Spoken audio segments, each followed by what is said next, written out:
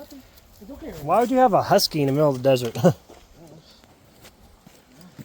I can't believe it. I'm pretty sure his owner, the old owner, was just a drunk. When he first got, he tried to rip every can of soda I had out of my hand. Every single one. He looked at me weirdly, and then he just tried to take it. But he was too dirty about it.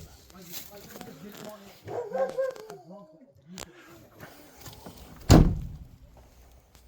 But he has not done that since.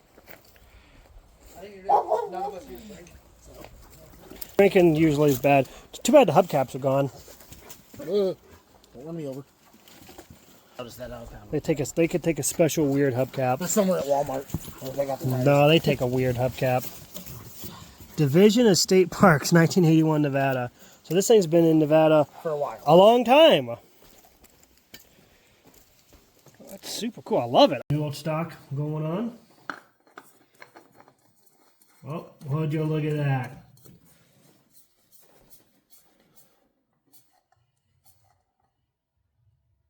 Just like that, the whole car's restored. See, it was that easy. Come in here with the funnel.